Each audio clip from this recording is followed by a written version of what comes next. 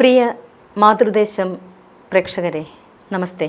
ഇന്ന് ദേശീയ അന്തർദേശീയ തലത്തിൽ ഏറെ പ്രശസ്തയായ ഒരു ഫുട്ബോളറെ അഭിമാനപൂർവ്വം ഏറ്റവും സന്തോഷപൂർവ്വം നിങ്ങൾക്ക് പരിചയപ്പെടുത്തുകയാണ്. സീനയെക്കുറിച്ച് നിങ്ങൾ ഒരുപാട് കേട്ടിട്ടുണ്ട്, വായിച്ചറിഞ്ഞിട്ടുണ്ട്. ചാനലിൽ കൂടെ ഏറെ പ്രശസ്തയാണ്. നിങ്ങളെല്ലാവരും പരിചയപ്പെട്ടിട്ടുള്ള ഒരു വ്യക്തി തന്നെയാണ്. നമ്മൾക്ക് വേണ്ടി, നിങ്ങൾക്ക് വേണ്ടി ഇന്ന് സീനയെ കുറേ കൂടി കാര്യങ്ങൾ സീനയിലേക്ക് ഉള്ളറിഞ്ഞ് സീന കുറേ സംസാരിക്കുന്നത് നമുക്ക് ശ്രദ്ധിക്കാം. സ്വാഗതം സീന, മാതൃദേശം പരിപാടിയിലേക്ക്. Good morning. ഒരു ഫുട്ബോളർ എന്ന് ഞാൻ സീനയുടെ ഒരു ഇൻ്റർവ്യൂവിൽ കേട്ടു. വനിതാ ഫുട്ബോളർ എന്നറിയപ്പെടാൻ താല്പര്യമില്ല, ഫുട്ബോളർ എന്നറിയാൻ ഞാനും അത് തന്നെയാണ് ആഗ്രഹിക്കുന്നത്, അങ്ങനെ പറയാൻ തന്നെയാണ് ആഗ്രഹിക്കുന്നത്. എങ്ങനെയാണ് സീന ഈ ഫുട്ബോൾ എന്നുള്ളതിലേക്ക് വരാനായിട്ടുള്ള സാഹചര്യം എങ്ങനെയാണ് ഉണ്ടായത്? വളരെ ചെറുതിലെ തന്നെ ഫുട്ബോൾ കളിയോടൊരു താല്പര്യം തോന്നിയിട്ടുണ്ട്. ചേട്ടന്മാർ കളിക്കും, കൂട്ടുകാർ കളിക്കും. അപ്പം നമ്മൾക്ക് ഒരു സ്ത്രീകളുടെ കളി അല്ലാത്തത് കൊണ്ട് നമ്മളെ മാറ്റി നിർത്തും. ഇതൊന്നും നിങ്ങൾക്ക് പറ്റിയതല്ല, നിങ്ങൾ മാറി നിൽക്കുന്ന പറയും. അപ്പോൾ എന്നെ ചുറ്റിപ്പറ്റിയിരിക്കുന്ന, അല്ലെങ്കിൽ നമ്മൾക്കറിയാവുന്ന കുറേ കൂട്ടുകാരത്തികൾ കുറേ ഇലകളൊക്കെ പെറുക്കി, കുറച്ച് ഇതൊക്കെ പെറുക്കി, പൂവൊക്കെ പറിച്ച്, ഒരടപ്പൊക്കെ പൂട്ടി, കുറച്ച് കഞ്ഞിയൊക്കെ വെച്ച്, കറിയൊക്കെ വെച്ച്, കുറച്ച് ആൾക്കാർ അവിടെ ഇങ്ങനെ നിന്ന് സാരിയൊക്കെ കൊടുത്ത് തോർത്തുകൊണ്ട് സാരിയൊക്കെ കൊടുത്തിട്ട് കടയിൽ പോകും. അപ്പം ഞാൻ പ്രായമുണ്ട് ചെറുത്. അപ്പം ഞാൻ പറയും, എന്നാൽ ഞാൻ കടക്കാരനാകാന്ന് പറയും. കടക്കാരനായി ഇതൊന്നും ബുദ്ധിമുട്ടില്ലല്ലോ, കുറേ കല്ലൊക്കെ പിറക്കി വെച്ചിട്ട് ഇങ്ങനെ തൂക്കണ സാധനമൊക്കെ ഇട്ടിരുന്നാൽ മതി. അപ്പം ഈ കണ്ണ് മുഴുവൻ ഈ പറമ്പിൽ കളിക്കുന്ന കളിയിലായി. വീടിനടുത്ത് തന്നെയാണോ? കുറേ തെങ്ങും തോപ്പുകളും അങ്ങനെയൊക്കെ നിൽക്കണം. എൻ്റെ ഇടയിൽ കൂടിയൊക്കെ എൻ്റെ ബോളെന്നൊന്നും പറയാൻ പറ്റില്ല, എന്തൊക്കെയോ ഒരു സാധനം ഉരുട്ടിയത് തൊട്ട് തട്ടി. അപ്പോൾ ശ്രദ്ധ നമുക്ക് അങ്ങനത്തെയാണ്. അപ്പം നമ്മളെ ചെറുതിലേ തന്നെ ഇത് നിങ്ങൾക്ക് പറ്റിയ കളിയല്ല എന്ന് മാറ്റി നിർത്തി സീൽ ചെയ്തൊക്കെയാണ്. സ്ത്രീകൾക്ക് പറ്റിയതല്ല ഫുട്ബോളെന്ന് അപ്പം തന്നെ സ്ട്രൈക്ക് ചെയ്തിട്ടുണ്ടാവണം. കാരണം എന്നാൽ പിന്നെ ഇതൊന്ന് കളിച്ച് നോക്കിയാൽ എന്താണെന്ന് പിന്നെ ഒരേ ദിവസവും ഓർക്കാൻ തുടങ്ങി. അപ്പോൾ ചേട്ടന്മാർ കളിക്കുമ്പോൾ പിന്നെയും പോയി നിൽക്കും. അത്യാവശ്യം വീട്ടുകാരെല്ലാവരും കളിക്കുന്ന ആൾക്കാരൊക്കെയാണ്, അത്യാവശ്യം നല്ലോണം കളിക്കും ചേട്ടന്മാരൊക്കെ. അപ്പോൾ ഞാൻ അവരുടെ കൂടെ ഒരു ദിവസം പോയി നിന്നപ്പോൾ അവർക്ക് കളിക്കണ സമയത്ത് ഞാൻ ആൺകുട്ടികളെ കൂടി എൻ്റെ പരിധിയിലുള്ള പിള്ളേരെ കൂടിയൊക്കെ കളിക്കും. തെങ്ങിൻ തോപ്പാണ് കംപ്ലീറ്റ്. അപ്പോൾ ഈ തെങ്ങിട്ട് ഇടിക്കാതിരിക്കാനായിട്ടൊക്കെ ഭയങ്കര ഫേക്ക് ചെയ്തൊക്കെയാണ് പോണതൊക്കെ. ചിലപ്പോൾ അതൊക്കെ ആയിരിക്കും ട്രിബിളിങ്ങിന് ഗുണം ചെയ്തത്. കാരണം അങ്ങനെ ഒരു നല്ലൊരു പറമ്പോ സാഹചര്യങ്ങളോ അങ്ങനെ ഒന്നുമില്ലല്ലോ. പിന്നെ ചേട്ടന്മാർ കളിക്കുമ്പോൾ ഗോൾ കീപ്പറായിട്ട് ഒരു ദിവസം പോയി നിന്ന് കുറച്ചു നേരം കഴിഞ്ഞപ്പോൾ ഗോളിൽ നിന്ന് ചാളയും കാണാനില്ല, ബോളും കാണില്ല. ആളും ബോളൊക്കെ അകത്ത് പോയി അടി കൊണ്ടിട്ട്. അവരുടെ അടിയിൽ നിന്നും നമുക്ക് ഇങ്ങനെ താങ്ങാൻ പറ്റാത്തൊരടിയല്ല. കൊച്ചാണ് നിൽക്കണേന്നൊന്നും അവർ നോക്കൂലല്ലോ. അവരെക്കാളും പ്രായം കുറവായിരുന്നു. ആ കുഞ്ഞ് ചെറുതാ ചേട്ടന്മാർ കളിക്കുമ്പോൾ. പക്ഷെ അപ്പം അതോടുകൂടി പേടി മാറി. ഇത്ര ഉള്ള അടി കിട്ടിയാലും ചത്തുപോലെന്ന് മനസ്സിലായി. പിന്നെ എപ്പോൾ കളിക്കാൻ പിള്ളേർ വിളിക്കുമ്പോഴും നമ്മൾ കളിക്കും. അതാണ് ഫുട്ബോളിൻ്റെ തോന്നാൻ കാരണമെന്ന് എനിക്ക് തോന്നുന്നുണ്ട്. പിന്നെയാണെങ്കിൽ പണ്ട് പല ചാനലിലും ഞാൻ പറഞ്ഞിട്ടുണ്ട്, എപ്പോഴും പറഞ്ഞ് ബോറടിപ്പിക്കുന്നതല്ല, എന്നാലും ഒരാളെങ്കിലും നമ്മളെ കേട്ടിട്ട് ഇത് അനുഭവിച്ച ഒരു വ്യക്തികളാണല്ലോ എന്ന് മനസ്സിലാക്കിക്കൊണ്ട് നല്ല ഒരു ഡിസിഷൻ എടുക്കാൻ പറ്റണമെന്ന് വിചാരിച്ച് മാത്രം നമ്മൾ നമ്മുടെ അനുഭവങ്ങൾ പറയാറ്. സത്യം പറഞ്ഞാൽ നല്ലോണം വിശന്നിട്ട് തന്നെ ഫുട്ബോൾ കളിച്ചത്. ഫുട്ബോൾ കളിക്കുമ്പോൾ അങ്ങനെ വിശപ്പറിയില്ല. രാവിലെ അമ്മ പണിക്ക് പോയി രാത്രി അമ്മ വരുന്നത് വരെ കാത്തിരിക്കണമെങ്കിൽ വീട്ടിലങ്ങനെ ഒന്നും ഉണ്ടാവില്ല, അരിയാ സാധനങ്ങളാണ്. അപ്പം അത് പട്ടിണി ഉണ്ടായിട്ടുണ്ട്. അപ്പോൾ നമ്മളുടെ തലമുറയിനേക്കാളും മുമ്പുള്ളവർ ഇതിനേക്കാളും കൂടുതൽ അനുഭവിച്ചിട്ടുണ്ടാവാം തീർച്ചയായിട്ടും. ഇവ എൻ്റെ വിഷമത്തിനേക്കാൾ കൂടുതൽ വിഷമം അനുഭവിച്ചവരും വേറെ ഉണ്ടാവാം. പക്ഷെ എൻ്റെ അനുഭവം എൻ്റെ മാത്രമാണ്. അത് ഞാൻ പ്രേക്ഷകരിൽ പറഞ്ഞു എന്ന് മാത്രമേ ഉള്ളൂ. അതിനെന്നാ മറ്റുള്ള ഒരു രീതിയിൽ വ്യാഖ്യാനിക്കരുതെന്ന് എൻ്റെ ഒരു അഭ്യർത്ഥനയും കൂടിയുണ്ട്. കാരണം ഒരനുഭവിച്ചവനെ അതിൻ്റെ ആ ഒരു ഫീലിംഗ് തൊട്ടറിയാൻ പറ്റുള്ളൂ. പട്ടിണി അത് ഭയങ്കര വിഷമം തന്നെ. വിശപ്പെന്ന് പറയുന്ന സാധനം അതാരനുഭവിച്ചാലും അത് വലിയ വലുത് തന്നെയാണ്. അപ്പം അത് അറിയാതിരിക്കാനാണ് ശരിക്കും ഫുട്ബോൾ തുടങ്ങിയത്, കളിച്ചത്. ആ ഒരു ഈ സമയത്ത് സ്കൂളിംഗ് എങ്ങനെയായിരുന്നു പഠനം? പല പല സ്കൂളാണ്. അപ്പോൾ അതെന്തുകൊണ്ടാണ് ഈ പഠനം പല പല സ്കൂളിലാകാൻ കാര്യം? അച്ഛൻ ആദ്യം ഞങ്ങൾ വേറെ സ്ഥലത്തായിരുന്നു. അങ്ങനെ പല സ്ഥലങ്ങളിൽ. എവിടെയാണ് സീനയുടെ ജനനം വളർച്ചയൊക്കെ? കുഴുവേലി എന്ന് പറയും, ചളിക്കവട്ടം. അവിടെ എറണാകുളം ജില്ല തന്നെ. അവിടെയാണ് ജനിച്ചത്. പിന്നെ അവിടെ നിന്ന് നെടുമ്പള്ളിച്ചാലിൽ എന്ന് പറയും, അവിടെ തറവാട്ട് അവിടെയായിരുന്നു. പിന്നെ അവിടെ നിന്ന് മാറാൻ പിന്നെ മാറി. പിന്നെ അച്ഛൻ ഉപേക്ഷിച്ച് പോയി. പിന്നെ അമ്മയും ഞങ്ങൾ 5 പേര് മാത്രമായി. നിങ്ങൾ 5 കുട്ടികളുണ്ട്? 3 ആണും 2 പെണ്ണും. ഞാൻ ഏറ്റവും ഇളയത്. പിന്നെ ആ വീട് ജപ്തി വന്ന്, ജപ്തി നോട്ടീസൊക്കെ വന്ന് അത് ഉപേക്ഷിക്കേണ്ടി വന്ന്. പിന്നെ അമ്മ ഞങ്ങളെ മക്കളെ ഇട്ട് റോഡിലോട്ട് ഇറങ്ങി. പിന്നെ ഞങ്ങളെ വെച്ചോണ്ട് അമ്മ നടന്നേച്ച്. അപ്പോൾ കുറച്ച് ഒരു വീട്ടിൽ ഇങ്ങനെ ഭക്ഷണം കഴിക്കാനും ഒക്കെ പാചകം ചെയ്ത് കഴിക്കാൻ സൗകര്യം തന്നു. പിന്നെ വേറൊരു വീട്ടിൽ നമുക്ക് കിടക്കാനൊരു അവസരം തന്നു. അങ്ങനെ ആയിട്ട് അമ്മ വേറൊരു വീട് ഇതുപോലെ തന്നെ പണിയെടുത്ത് കാശുണ്ടാക്കി ഒരു ചെറിയൊരു അന്നൊക്കെ 500 രൂപ എന്നൊക്കെ പറയണത് വലിയ എമൗണ്ടാണ്. അപ്പോൾ അത് ഒരു വീട്ടിൽ ജോലിക്ക് നിന്നിട്ട് അവരോട് അഡ്വാൻസ് മേടിച്ചമ്മ ഒരു ചെറിയ മേടിച്ച് അങ്ങോട്ട് താമസം. അപ്പോൾ അങ്ങനെ പല സ്ഥലങ്ങളിലേക്ക് മാറി മാറി വന്നുകൊണ്ട് പല പല സ്ഥലങ്ങളിലായിട്ടാണ് പഠിച്ചത്. എങ്കിലും പഠിക്കാൻ ഇച്ചിരി കുഴപ്പമൊന്നുമില്ലായിരുന്നു. കൂട്ടത്തിൽ നന്നായിട്ട് പഠിക്കുമായിരുന്നു. പക്ഷെ കളിയിലോട്ട് ഇങ്ങനെ പോകും തോറും പഠിപ്പിൽ നമ്മൾ കുറഞ്ഞു വന്നതാണ്. സാഹചര്യങ്ങളും അങ്ങനെ കുറവായതുകൊണ്ടായിരിക്കാം. സ്കൂളിൽ ഫുട്ബോൾ ഉണ്ടായിരുന്നോ? അന്നത്തെ കാലത്ത് അങ്ങനെ ഫുട്ബോളൊന്നുമില്ല. പെൺപിള്ളേരുടെ ഫുട്ബോൾ ഒട്ടുമില്ല. ആൺകുട്ടികളുടെ കളിയൊക്കെ ഉണ്ടായിട്ടുണ്ട്. എന്നാലും ആൺകുട്ടികളെ കളിയൊക്കെ കളിക്കുമായിരുന്നു. അങ്ങനെ ഒരു വിഭാഗമേ ഇല്ല ഫുട്ബോൾ കളിക്കുക. ത്രോബോളൊക്കെ അത്ലറ്റിക്സ് ഒക്കെ ഉണ്ട്. എന്നാലും ഫുട്ബോൾ പക്ഷെ നല്ല ഫുട്ബോൾ ഉണ്ടായത് പണ്ട് തന്നെയാണ്. ഞങ്ങളെക്കാളും മുമ്പുള്ള ഒരു ടീം ഉണ്ടായിരുന്നു. സ്ത്രീകൾ കളിക്കണം. നല്ല ടീം, നല്ല പ്ലേയേഴ്സ് ഉണ്ടായത് ശരിക്കും പണ്ടത്തെ പ്ലേയേഴ്സാ. ഒരു കോർണറൊക്കെ ഒരു ഗോളാന്ന് പറഞ്ഞ് ഞാൻ കേട്ടിട്ടുണ്ട്. പണ്ടത്തെ നല്ല നല്ല കളിക്കാരുണ്ടായിരുന്നു. ഇഷ്ടം പോലെ കളിക്കാർ. വേൾഡ് കപ്പ് കളിച്ച പ്ലെയർ ഉണ്ട്. അങ്ങനെ കുറേ പ്ലേയേഴ്സ് നമ്മുടെ നാട്ടിലുണ്ട്, നമ്മുടെ കേരളത്തിലുണ്ട്. അവരെയൊക്കെ കണ്ട നമ്മൾ ഫുട്ബോളിലോട്ട് ശരിക്കും പറഞ്ഞാൽ കുറെ കഴിഞ്ഞപ്പോഴത്തേക്കാണ് ഇവരെ കുറിച്ചൊക്കെ അറിയാൻ തുടങ്ങിയത്. സ്കൂളിൽ പഠിക്കാൻ നേരത്ത് ഇതിനെപ്പറ്റി ആലോചിച്ചിട്ടേ ഇല്ല, ഫുട്ബോളിനെ പറ്റി വന്നിട്ടേ ഇല്ല? ഉണ്ട്. ഞാൻ 8ാം ക്ലാസ്സിൽ പഠിക്കുമ്പോൾ തന്നെ കളിച്ചു, കേരളം കളിച്ചു. ഓ ശരി. അതിന് സാറുമാർ നന്നായിട്ട് ഹെൽപ്പ് ചെയ്തു. ഒരു ചാക്കോ സാറാണ് ഞങ്ങളെ പഠിപ്പിച്ചിട്ടുണ്ടെന്ന് വെച്ചപ്പോൾ. അദ്ദേഹം കുറച്ചാൾ കഴിഞ്ഞപ്പോൾ മരിച്ചു. പിന്നെ അത് അസീം സാറുണ്ടായിരുന്നു. അവിടെ നല്ലൊരു ടീം ഉണ്ടായിരുന്നു ഗേൾസിന്റെ. ഷാനവാസ്, അസീം, അങ്ങനെ കുറച്ച് ആൾക്കാരൊക്കെ കൂടി നടത്തിക്കൊണ്ടിരുന്ന ഗേൾസിന്റെ ടീം ഉണ്ടാക്കിയെടുത്തിരുന്നു. അവിടെ നിന്നാണ് അന്ന് തന്നെ കേരള ടീമിൽ പോയിരുന്നു. എറണാകുളം ജില്ല കളിച്ചു. ജില്ലയിൽ നിന്ന് കേരള ടീം. കേരള ടീമിൽ എന്നുവെച്ചാൽ അന്നൊക്കെ പറഞ്ഞാൽ 2 അസോസിയേഷനാണ്. എന്നുവെച്ചാൽ വുമൺസ് അസോസിയേഷൻ ഉണ്ട്, അല്ല. അപ്പോൾ വുമൺസ് അസോസിയേഷനിൽ 2 കേരള ടീമൊക്കെ പോയത് ഇതുണ്ട്. ബീഹാറിൽ 2 ടീമൊക്കെ പോയത്.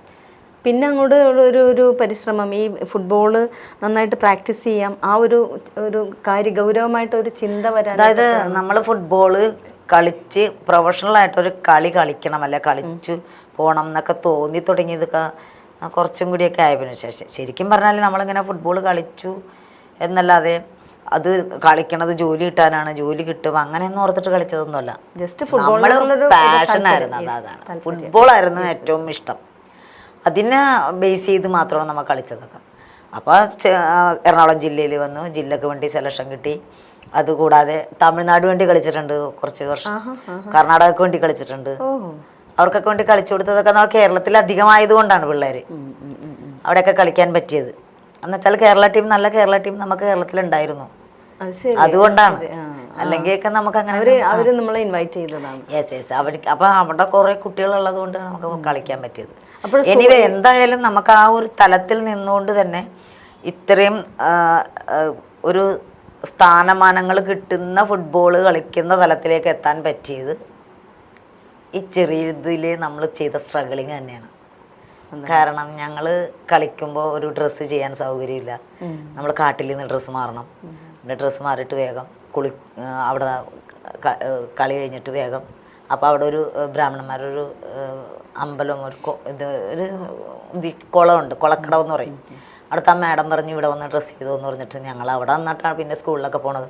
അപ്പോൾ അങ്ങനെയുള്ള സാഹചര്യങ്ങൾ ഉണ്ടാക്കിയെടുത്തത് നമ്മളുടെ തന്നെ ഈ കഷ്ടപ്പാട് കണ്ടിട്ട് അവർക്ക് തോന്നിയ ദയാണത്. അങ്ങോളം ഇങ്ങോളം നോക്കുകയാണെങ്കിൽ ഓരോ തലത്തിലും ഓരോരുത്തരും നമ്മളങ്ങനെ സഹായിച്ചിട്ടുണ്ട്. ചിലപ്പോൾ അവരുടെയൊക്കെ എല്ലാവരുടെയും ഒരു സഹായം ആണ് എന്നെ പോലത്തെ ഒരാളിവിടെ ഇരിക്കാൻ കാരണം. അതെ അതെ അതെ. ഇപ്പം ഞാൻ ഓർക്കുന്ന എൻ്റെ ക്യാമ്പിൽ ഒരു 10-90 പേര് 100 പേരുണ്ടെങ്കിലും അതിലൊരാൾ തന്നെ പാസ്സായിരിക്കും ചിലപ്പോൾ എൻ്റെ ഒരു ടെക്നിക്ക് കാണിക്കാൻ എനിക്ക് പറ്റിയിട്ടുള്ളത്. അതുകൊണ്ട് ആ പാസ് തന്ന ആളും സെലക്ഷനിൽ ഇല്ലെങ്കിൽ പോലും ഞാൻ അദ്ദേഹത്തെ പോലും ഞാൻ ബഹുമാനിച്ചുകൊണ്ടാണ് ഞാൻ ഇരിക്കാറ്. കാരണം അവർ തന്ന ഒരു പാസ്സാണല്ലോ ഞാൻ ഇങ്ങനെ ഗോളടിച്ചത്. സീന, ഒരു പെൺകുട്ടി എന്നുള്ള നിലയ്ക്ക് സീനയ്ക്കൊരു ഫുട്ബോളറായി തീരാനായിട്ടുള്ള പ്രോത്സാഹനങ്ങൾ കുടുംബം വഴി എങ്ങനെയാണ്, എന്തായിരുന്നു കിട്ടിയ സീനയ്ക്ക് പ്രോത്സാഹനമാണോ, അല്ലെങ്കിൽ ഒരു പെൺകുട്ടിയല്ലേ അപ്പോൾ ഒരു പന്ത് കളിക്കാരി എന്നുള്ള ഇതിൽ എന്തായാലും തീർച്ചയായിട്ടും പ്രോത്സാഹനം കിട്ടാൻ സാധ്യതയില്ലെന്ന് എനിക്ക് തോന്നുന്നു. അതൊന്ന് വിവരിക്കാമോ? പ്രോത്സാഹനം കിട്ടൂലല്ലോ, ഒരിക്കലും കിട്ടില്ല. പണ്ടത്തെ കാലത്താണെങ്കിൽ ഒട്ടും കിട്ടില്ല. കാരണം നല്ല തല്ല് കിട്ടിയിട്ടുണ്ട്. കളിക്കാനൊക്കെ പോകണമെന്നും പറഞ്ഞിട്ട് ഒരുപാട് തല്ല് കിട്ടിയിട്ടുണ്ട്. ചില ഏത് നേരം ഈ ആൺകുട്ടികളെ കൂടി പന്ത് കളിയാണല്ലോ. അപ്പോൾ അമ്മക്ക് ഇതിനെക്കുറിച്ചൊന്നും അറിയില്ല. വൈകുന്നേരം ആകുമ്പോൾ അമ്മ പണിയെടുത്ത് വിഷമിച്ചൊക്കെ വരുമ്പോഴാണ് നമ്മളൊന്ന് കടയിൽ വിടാൻ. ആ കടയിൽ വിടാൻ നോക്കണ സമയത്തൊന്നും ഞാനൊന്നും ഇല്ല. അപ്പോൾ ഈ ഇരുട്ടാണെങ്കിൽ പോലും ഈ ബോൾ പോണതൊക്കെ കാണും. എന്നുവെച്ചാൽ അങ്ങനെ ഫുട്ബോളിലായിരുന്നു കേന്ദ്രീകരിച്ചിരുന്നത് ശ്രദ്ധ.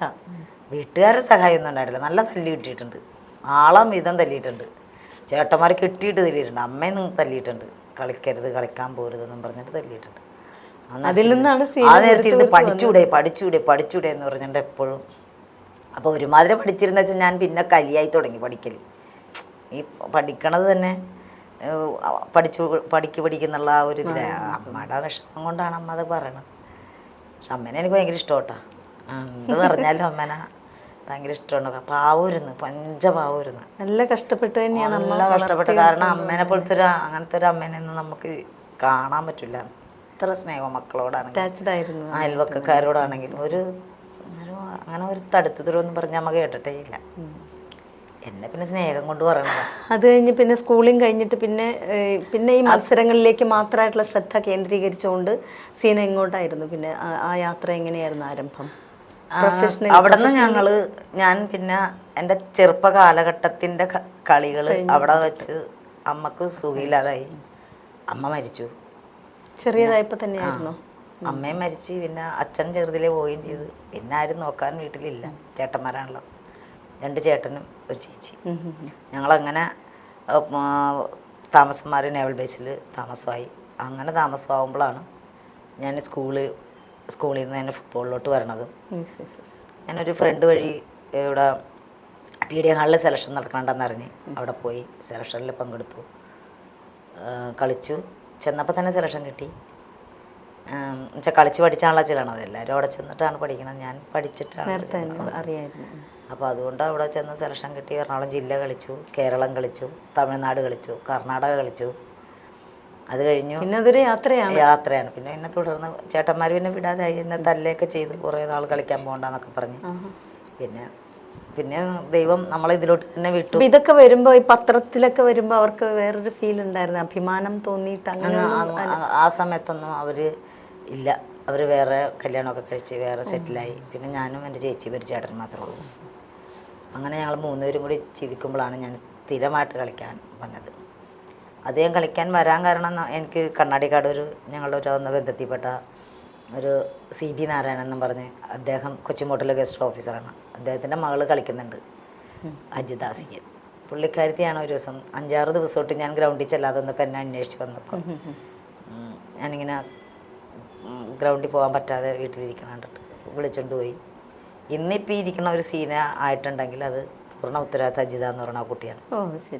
അവളെനിക്കൊരു താങ്ങും തണലുമായിട്ട് അവരുടെ വീട്ടിൽ കൊണ്ട് അവരെ 6 മക്കളുണ്ട്. ആ കൂട്ടത്തിൽ നമ്മളെ ഇട്ട് വളർത്തിയത് കൊണ്ട് തന്നെയാണ് ഞാൻ ഇന്ന് എന്തെങ്കിലുമൊക്കെ ആയിത്തീർന്നത്. അപ്പോൾ ഇതിനുള്ളൊരു സിസ്റ്റമാറ്റിക് ആയിട്ടുള്ള ഒരു ക്ലാസ് ഒക്കെ പറഞ്ഞുതരാൻ, അല്ലെങ്കിൽ ടെക്നിക്സ് പറഞ്ഞുതരാനായിട്ട് അങ്ങനെ ഒരാളെ എടുത്ത് പറയാനുണ്ടായിരുന്നു?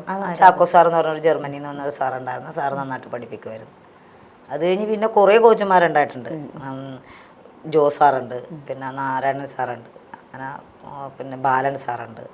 ഓരോ കോച്ചുമാർ, ഓരോ കേരള ടീം പോകുമ്പോൾ ഓരോ കോച്ചുമാരാണ് ഓരോരുത്തർ. അങ്ങനെ ഓരോരുത്തർ മറിഞ്ഞു പോയി. ഒരുപാട് രഞ്ജിത്ത് സാറ്, റെജിനോൾ സാറ്, അങ്ങനെ കുറേ ആൾക്കാർ മാറിപ്പോയ കേരള ടീമിൻ്റെ കോച്ചായിട്ട് വന്നവരൊക്കെ ഒക്കെ പാഠങ്ങൾ നമ്മൾ പഠിച്ചിട്ടുണ്ട്. ഇതിനേക്കാളൊക്കെ ഉപരി നമ്മൾ പഠിച്ച ഓരോ പാഠങ്ങളും നമ്മളുടെ ഓരോ അനുഭവങ്ങളും തമ്മിലൊരു ബന്ധം ഉണ്ടായിട്ടുണ്ട്. കാരണം അതേപോലെയാണ് ക്ലാസ്സുകൾ, ഓരോ ക്ലാസ്സുകൾ ഓരോതിനും ഓരോ മാറ്റങ്ങളുണ്ട്. അതുപോലെ തന്നെ പഠിച്ചതും അങ്ങനെയൊക്കെ തന്നെയാണ്. പിന്നെ ടെക്നിക്കുകളും ടാക്ടിക്സുകളൊക്കെ മാറ്റം വരുന്നത് പുറത്തെ കളിയുടെ ക്യാമ്പിലൊക്കെ, ഇന്ത്യൻ ക്യാമ്പിലോട്ടൊക്കെ വന്നപ്പോഴാണ്. ഇന്ത്യൻ ക്യാമ്പിൽ വന്ന് പാട്ടിയാല, ഡൽഹി, കൽക്കട്ട, സായിലി അവിടെയൊക്കെ അങ്ങനെ നമുക്ക് ഇന്ത്യൻ ക്യാമ്പുകൾ ഒരു മാസം ഗ്യാപ്പിട്ടൊക്കെ ക്യാമ്പുകൾ വരും. ആ ക്യാമ്പുകളിലൊക്കെ നമുക്ക് പല പല കോച്ചേഴ്സിൻ്റെ അടുത്ത് നിന്ന് പല പല ടെക്നിക്കുകൾ തന്നെയാണ്. അപ്പോൾ ശരിക്കും പറഞ്ഞാൽ ടീം ബിൽഡപ്പ് ചെയ്യണത് പോലും നമ്മൾ അവിടെ നിന്നൊക്കെ തന്നെ പഠിച്ചതാണ്. ഇപ്പോൾ ഫുട്ബോളിൽ കളിക്കുന്നെന്ന് സീന പറഞ്ഞല്ലോ, അതിൽ ഏതില്ല, ഗോൾ കീപ്പറാണോ അല്ലെങ്കിൽ ഏതിലായിരുന്നു സീനയ്ക്ക് കൂടുതൽ? ഞാൻ ശരിക്കും ആദ്യം വന്നത് ഫോർവേഡാണ്, ഗോൾ അടിക്കണ ഒരാളാണ്, സ്ഥിരം ഗോൾ അടിക്കുന്ന ഒരാളാണ്. പിന്നെ ഞാൻ ഗോൾ അടിക്കുന്നവരെ സഹായിക്കലും ഡിഫൻസിനെ സഹായിക്കലും ചെയ്യുന്ന CM എന്ന് പറയുന്നത് സെൻട്രൽ മിഡ്ഫീൽഡറായിട്ടാണ് വർക്ക് ചെയ്തത്. സെൻട്രൽ മിഡ്ഫീൽഡറായിട്ട് തന്നെയാണ് ഞാൻ ഇന്ത്യ കളിച്ചതും എല്ലാം, മിഡ്ഫീൽഡറായിട്ട് തന്നെയാണ്. ആ ഒരു കളി എന്ന് പറയുന്നത് ശരിക്കും പറഞ്ഞാൽ ഇനി വേറെ ബോൾ എവിടെയൊക്കെ ഉണ്ടോ അവിടെയെല്ലാം നമ്മൾ ഓടേണ്ട ഒരു ചുമതലയാണ് നമുക്ക്. അപ്പം മനസ്സമാധാനം ഉണ്ടാവില്ല ബോൾ പുറകിലോട്ട് ഇറങ്ങുമ്പോൾ, അത് അടിപ്പിക്കരുതെന്നുള്ള ഫീലിങ്. അടിക്കാൻ മുമ്പിലോട്ട് ബോൾ പോകുമ്പോൾ അത് എങ്ങനെയെങ്കിലും അത് അവരുടെ പോസ്റ്റിൽ അടിക്കണം എന്നുള്ള ഫീലും. ഇത് രണ്ടും ഒരു സമ്മിശ്ര വികാരങ്ങളോട് കൂടിയാണ് നമ്മൾ ആ ഗ്രൗണ്ടിൽ കളിച്ചിരുന്നത്. ഇപ്പോഴുള്ള പിള്ളേർക്ക് അങ്ങനെ ആ ഒരു ക്വാളിറ്റിയിലോട്ട് എത്താൻ കുറച്ച് ഇതെടുക്കും. നമ്മൾക്കൊരു എന്താ പറയുക പവറാണ്, അതായത് എന്താ പറയുക പ്രഷർ ചെയ്ത കളിയാണ് നമ്മൾ കളിക്കുന്നത്. അവരെ കൊണ്ട് അടിപ്പിക്കില്ല, നമ്മൾ അടിക്കും എന്നുള്ള ഒരു എന്താ അങ്ങനത്തെ ഒരു കളിയാണ് കളിക്കാറ്. രണ്ട് വേണമല്ലോ, അവരെ കൊണ്ട് അടിപ്പിക്കുകയും ചെയ്ത് നമ്മൾ ഗോൾ അടിക്കുകയും വേണം. അങ്ങനത്തെ പ്രഷർ ഇട്ട കളിയാണ് ഞാനൊക്കെ കളിച്ച് ശീലിച്ചേക്കണത് കളിക്കണം. ഇപ്പോഴിറക്കിയാലും എനിക്ക് ഭയങ്കര കോൺഫിഡൻസ് ആണ്, ഞാൻ അടിക്കും എന്ന് പറഞ്ഞാൽ അടിക്കും. ഇപ്പം കളിക്കാൻ ഇറക്കിയാലും ഞാൻ അടിക്കും എന്ന് പറഞ്ഞാൽ ഗോൾ അടിച്ചിട്ട് വരും. അത് ഞാൻ നോക്കാറില്ല. അങ്ങനെ കുറച്ച് പ്രഷർ ചെയ്ത് കളിക്കുന്ന ഒരു പ്ലെയറാണ്. എല്ലാവരെയും സഹായിച്ച് അവർ ഇപ്പം എനിക്ക് ബോൾ മേടിച്ച് കൊടുത്ത് അത് തിരിച്ച് മേടിച്ച് കൊടുത്ത് ഇപ്പം ഓരോ കളിയുടെ ടെക്നിക്കുകൾ പറഞ്ഞാൽ ഫുട്ബോൾ പ്ലേയേഴ്സിന് മനസ്സിലാവും. അതായത് നമ്മുടെ ഒരു ടീം ബിൽഡപ്പ് ചെയ്യുന്നത് ഗോൾ കീപ്പർ, ഡിഫൻസ് അങ്ങനെ മേടിച്ച് കൊടുത്ത് കളിക്കാനുള്ള സിസ്റ്റത്തിലേക്ക് പണ്ട് ഞങ്ങൾ കളിച്ചിട്ടുണ്ട്. ആ കളി ഇപ്പോൾ കുട്ടികളിൽ അപ്ലൈ ചെയ്യാൻ കുറച്ച് ബുദ്ധിമുട്ടാണ്. അവരുടെ ബേസിക് ഇപ്പോഴത്തെ മോഡേൺ ഫുട്ബോൾ പ്ലെയേഴ്സിന് കുറേ സോഴ്സസ് ഉണ്ട്, അവർക്ക് കളികൾ കാണാനും കുറേ കോച്ചസുമായിട്ട് ബന്ധപ്പെടാനും ഒക്കെ ഉള്ളൊരു സാഹചര്യം ഉണ്ട്. അന്ന് സീന ചെയ്യുന്നതൊന്നും ഉണ്ടായിരുന്നില്ല. അതെങ്ങനെ സീന അത് ഗ്രാസ്പ് ചെയ്ത്? എനിക്കറിയില്ല, അതൊക്കെ ഓർക്കുമ്പോൾ സത്യം പറയാം എനിക്കതറിയില്ല, എങ്ങനെയോ പഠിച്ചത് അത്രേ ഉള്ളൂ. പക്ഷെ അതിക്ക് മുമ്പ് ഞാൻ ഇന്ത്യ കളിച്ചതിന് ശേഷം ഒത്തിരി ഫുട്ബോൾ ഇതല്ല എന്നുള്ള പഠിച്ചത് ഇന്ത്യൻ ക്യാമ്പിൽ നിന്നൊക്കെയാണ്. അവിടെ നിന്ന് ഒരുപാട് മാറ്റങ്ങൾ. ഇപ്പോൾ ജർമ്മനിയിൽ പോയപ്പോൾ ജർമ്മൻ ടീം കളിക്കണ കളി, ചൈനയിൽ ചൈന ടീം കളിക്കണ കളി, ഇപ്പോൾ UK ഇടയ്ക്ക് പോയപ്പോൾ അപ്പം ഓരോ സ്ഥലത്തും അവരുടെ കളികളും അവരുടെ ടെക്നിക്സും ഒക്കെ നമ്മൾ പഠിക്കുമ്പോൾ അല്ല കാണുമ്പോൾ നമ്മൾ ഓർക്കും. ഞങ്ങൾക്കൊക്കെ അന്ന് കാണാനേ നിവൃത്തിയുള്ളൂ, വേറൊരു TV-യിലോ അങ്ങനെ ഫോണോ അങ്ങനെ സാഹചര്യങ്ങളും ഇതൊന്നുമില്ലല്ലോ. അപ്പോൾ ഉള്ള അറിവ് വെച്ചിട്ട് നമ്മൾക്ക് ഇത് കിട്ടി. പിന്നെ നമ്മളുടെ association, Kerala football association, Anil sir joint secretary ആയിട്ട് വന്നതിന് ശേഷം കുറേ കോഴ്സുകൾ വെച്ച് കോച്ചുമാർക്ക്. ഇപ്പം ഞങ്ങളൊക്കെ ഈ എറണാകുളം ജില്ലയിൽ ഏറ്റവും കൂടുതൽ ഫുട്ബോളിന് വേണ്ടി വർക്ക് ചെയ്തേക്കണം ഞാനും രവി സാറും ജോ സാറുമാണ്. ഞങ്ങൾ മൂന്നും ഉണ്ടെന്നും. ഞാൻ 95, 96, 97 ഞാൻ ചെല്ലാനത്ത് പോയി പിള്ളേരെ പഠിപ്പിച്ചിട്ടുണ്ട്. ഇവിടെ നിന്ന് ചെല്ലാനം വരെ വണ്ടി ഓടിക്കണ കാശ് ആലോചിച്ചാൽ മതി. ശരി, വലിയ ദൂരം. അവിടെ പോയി ഞാൻ ഫുട്ബോൾ പഠിച്ചു. അവിടെ ഒരു അലൻ സേവിയറൊക്കെ വേൾഡ് കപ്പ് കളിച്ചായിരുന്നു, സ്ലം സോക്കർ എന്നും പറഞ്ഞ് വേൾഡ് കപ്പ് കളിച്ചായിരുന്നു. അപ്പോൾ അത് അവരൊക്കെ കളിച്ചതൊക്കെ സത്യത്തിൽ നമ്മൾ അവിടെ ചെന്ന് ഫുട്ബോൾ പഠിപ്പിച്ചത് കൊണ്ടാണ് ഈ എറണാകുളത്തോട്ട് അവർ വരാൻ കാരണം. അങ്ങനെ എനിക്കിപ്പോഴും ഞാൻ സ്റ്റേണായിട്ട് പറയാൻ പറ്റിയൊരു കാര്യം, ഞാൻ ഫുട്ബോളിലോട്ട് എന്തെങ്കിലും കോൺട്രിബ്യൂട്ട് ചെയ്തിട്ടുണ്ടെങ്കിൽ അതുകൊണ്ട് നന്നായ ഒരുപാട് ആൾക്കാർ അവരുടെ കുടുംബം വരെ രക്ഷപ്പെട്ടു പോയിട്ടുണ്ട്. കഴിഞ്ഞ ദിവസം ഒരു ജർമ്മനിയിൽ നിന്നൊരു പയ്യൻ വിളിച്ചിരുന്നു. ജർമ്മനി തന്നെ ഒരു പയ്യൻ നമ്മുടെ ഇവിടെ പഠിച്ചിട്ട് പോയതാ. അപ്പം മാഡം ഞാൻ ഇന്നൊരാളാണ്, മാഡത്തിന് എന്നെ കണ്ടാൽ ഓർക്കില്ല, പക്ഷേ മാഡം എന്നെ ഫുട്ബോളിൽ പഠിപ്പിച്ചിട്ടുണ്ട്. പക്ഷെ മാഡം എന്നെ ആ ഫുട്ബോളിലോട്ട് ഡൈവേർട്ട് ചെയ്ത് വിട്ടില്ലായിരുന്നെങ്കിൽ ഞാൻ ഇന്ന് കാണുന്ന ഞാൻ ഉണ്ടാവില്ലായിരുന്നു. അതൊരു വലിയ ഇതല്ലേ, വലിയ അവാർഡല്ലേ. അപ്പം അത് അങ്ങനെ ഞാൻ ഓരോരുത്തരും മറ്റുള്ളവരുടെ സ്വപ്നങ്ങൾ സാക്ഷാത്കരിക്കാനും അവരുടെ സ്വപ്നങ്ങൾ കാണാനും ഞാൻ പഠിപ്പിച്ചിട്ടുണ്ട്. പക്ഷെ എൻ്റെ സ്വപ്നങ്ങളെ മറന്നുകൊണ്ടാണ് ഞാനത് ചെയ്തിട്ടുള്ളത്. ഇപ്പോഴും ഓരോ കോച്ചേഴ്സും നമ്മുടെ എറണാകുളം ജില്ലയിൽ ഉണ്ടായിട്ടുണ്ടെങ്കിൽ അതെൻ്റെ കോൺട്രിബ്യൂഷൻ തന്നെയാണ്. കുറേ എല്ലാം ഞാൻ പറയുന്നില്ല, ഒരു പകുതി വരെയെങ്കിലും ഞാൻ അതിനു വേണ്ടി എടാ നീ ഇങ്ങനെ നടക്കണ്ട, നീ ഒരു ലൈസൻസ് എടുക്കുക, ഒരു ഡി എങ്കിലും എടുക്കുക, അങ്ങനെ പറഞ്ഞ് പ്രലോഭിപ്പിച്ച് ജോലി ഉണ്ടായ ആളെ പോലും, ഒരു KSRTയിൽ ജോലി ഉണ്ടായ ഒരു ഇതുണ്ട് ഞങ്ങളുടെ കൂട്ടുകാരൻ, അദ്ദേഹം ഇപ്പോഴും പറയും, മനോജ് എന്ന് പറഞ്ഞാൽ ജോലി ഉണ്ടായ പുള്ളിയാണ്, പുള്ളിക്ക് അവിടെ ഭയങ്കര കഷ്ടപ്പാടാണെന്ന് പറഞ്ഞപ്പോൾ ഞാൻ പറഞ്ഞു നീ ഇങ്ങനെ പോരാ അതൊക്കെ ഇട്ടിട്ട് ലൈസൻസ് എടുക്കും. അപ്പോൾ ഇതിപ്പോൾ സാധാരണ നിലയിൽ കോച്ചസ് ഫുട്ബോളർ ഉണ്ടാക്കാറുണ്ട്, പക്ഷെ ഫുട്ബോളർ കോച്ചസ് ഉണ്ടാക്കുന്നത് ഞാൻ കൂടെ നിൽക്കുന്ന ആൾക്കാരെ കോച്ചായിട്ട് വരാനും കൂടി ഞാൻ പഠിപ്പിക്കും. ഇപ്പൊ കൂടെ പഠിപ്പിക്കുന്ന ഒരു പിള്ളേരെ കൂട്ടത്തിൽ മുതിർന്നവരുണ്ടെങ്കിൽ അവരെ ഞാൻ റഫറി ടെസ്റ്റിന് വിടും, ചെറിയ ചെറിയ ലൈസൻസിന് വിടും. എല്ലാവരെയും അവരുടെ ഒരു നിൽക്കാൻ പറ്റിയ ഷെൽട്ടർ ഉണ്ടാക്കി കൊടുക്കുക എന്നുള്ളത് നമ്മൾ പഠിപ്പിക്കണം. അല്ലാതെ വലിയ എല്ലാവർക്കും ഫുട്ബോളർ ആവാനും എല്ലാവർക്കും ചിലപ്പോൾ ഇതാവാനും പറ്റില്ല. കഴിവുള്ളവർ അവരെ അനുസരിച്ച്. ഇപ്പോൾ ഒത്തിരി പിള്ളേരെ പഠിപ്പിക്കുമ്പോൾ എനിക്കറിയാവുന്ന ഒരു കാര്യം ഞാൻ അവരിൽ അപ്ലൈ ചെയ്യാറില്ല. അവർക്ക് എന്തൊക്കെ കഴിവുണ്ടെന്ന് ഞാൻ ആദ്യം നോക്കും. Very nice. അതാണ്. എന്നിട്ട് അവർക്ക് ഇഷ്ടമുള്ളത് ചെയ്യാനാണ് ഞാൻ സമ്മതിക്കണത്. ചിലവന് ഭയങ്കര ഡ്രിബിൾ ചെയ്ത് കളിക്കാനും ഓടാനും അതൊക്കെയാണ് ഇഷ്ടം. ആയിക്കോട്ടെ, ആസ് യു ലൈക്ക്. അതായത് അവൻ എന്താണ് ഇഷ്ടം എന്ന് പറയുമ്പോൾ നമ്മൾ ആ ഗ്രൗണ്ടിൽ വിടുമ്പോൾ അവൻ ആ ഗ്രൗണ്ടിൽ വരാനും കൂടി ഭയങ്കര താല്പര്യമാണ്. അപ്പോൾ തികച്ചും വ്യത്യസ്തനായ ഒരു ഡിസൈപ്പിൾ നമ്മൾ ഉണ്ടാക്കിയെടുക്കണം, പ്ലെയറിനെ നമ്മൾ ഉണ്ടാക്കിയെടുക്കണം. അപ്പോൾ ഓരോ കഴിവനുസരിച്ച് അവനെ ഓരോ തലത്തിലോട്ട് മാറും. അപ്പോൾ under-10 ആണെങ്കിൽ 10ൽ നിന്ന് 13-ലോട്ട് 13-ൽ നിന്ന് 15-ലോട്ടൊക്കെ മാറ്റുമ്പോൾ അവൻ്റെ ബേസിക് മാറിക്കൊണ്ടിരിക്കുന്നത്. എന്നിട്ടാണ് അവനെ നല്ല രീതിയിൽ പഠിപ്പിച്ചെടുക്കാൻ പറ്റണം. അപ്പോൾ ആ രീതിയിലേക്ക് കൊണ്ടുവരാൻ നമുക്ക് ഒരു കാൽഭാഗമെങ്കിലും കഴിഞ്ഞിട്ടുണ്ടെന്ന് ഞാൻ വിശ്വസിക്കുന്നു. അതിനോടൊപ്പം തന്നെ ഓരോരുത്തരും അവരുടെ കുടുംബം രക്ഷപ്പെടുത്തണമെന്ന് ഓർത്തിട്ട് ഓടി നടക്കുന്നവരുണ്ട്. അതല്ല ഞാൻ മറ്റുള്ളവരുടെ എല്ലാവരുടെയും കുടുംബങ്ങൾ രക്ഷപ്പെടണമെന്ന് ആഗ്രഹിക്കുന്ന ഒരാളാണ് ഞാൻ.